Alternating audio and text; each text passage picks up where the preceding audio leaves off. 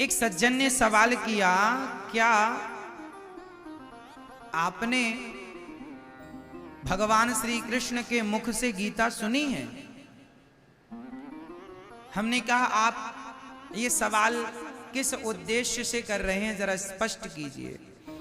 उन्होंने कहा कि क्या कृष्ण को आपने देखा है? हमने कहा सवाल करते चलिए, उत्तर हम बाद में देंगे। उन्होंने पहला सवाल किया, क्या आपने, उन्होंने हमसे पूछा क्या आपने श्री कृष्ण को देखा है? पहला सवाल। दूसरा सवाल, क्या आपने कृष्ण के मुख से गीता सुनी है? उन्होंने जो कहा है क्या आपने सुना है? दूसरा सवाल। तीसरा सवाल, उन्होंने कहा कि वेद पुराण में गीता भगवान श्री कृष्ण ने अर्जुन को सुनाई है, ऐसा हम लोग सुनते आए हैं, पढ़ते आए हैं, समझते आए हैं। उन्होंने कहा कि ये गीता को भगवान श्री कृष्ण ने ही सुनाया है, ये वाणी कृष्ण की है, इसका आपके पास क्या सबूत है? प्रश्न बड़े गंभीर हैं। अब एक एक से उत्तर उन्हें देना था, तो एक एक से ये दास ने उत्तर दिया। शायद ये सवाल आप में से बहुत लोगों के दिमाग में खड़े हो सकते हैं, कोई बड़ी बात नहीं है, प्रश्न खड़े करना बड़ी बात नहीं है ना। पहला प्रश्न है, क्या आपने भगवान को देखा है? यदि आपने नहीं देखा तो आप बिलीव क्यों करते हैं, ईश्वर को मानते क्यों हैं?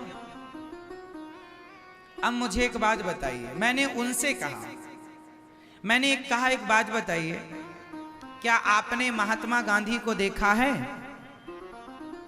उन्होंने कहा नहीं, हमने नहीं देखा। हमने कहा तो पृथ्वीराज चौहान जी को देखा होगा? उन्होंने कहा नहीं देखा। हमने कहा महाराणा प्रताप को तो देखा ही होगा? नहीं जी, हमने नहीं देखा। हमने कहा आपने अपनी 5 पीढ़ी पहले आपके पिता के पिता के पिता के पिता के पिता को देखा है? 5 पीढ़ी, 7 पीढ़ी, 10 पीढ़ी पहले नहीं देखा।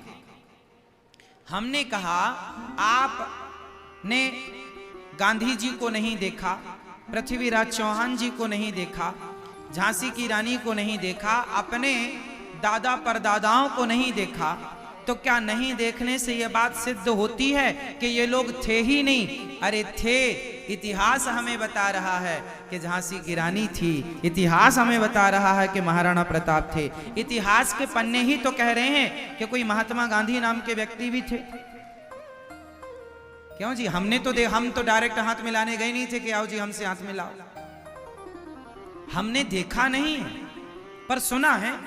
तो सुनी बात पर जो इतिहास है, क्या हमें उस पर विश्वास नहीं करना चाहिए? क्यों इतिहास पर विश्वास नहीं करना चाहिए?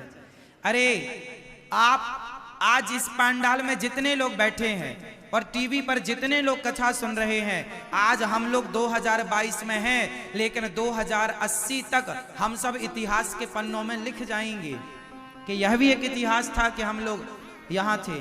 क्यों जी, आप अपने बच्चों के लिए आप पूर्वज कहलाने लग जाएंगे 2080 तक, 2090 तक, हाँ या ना?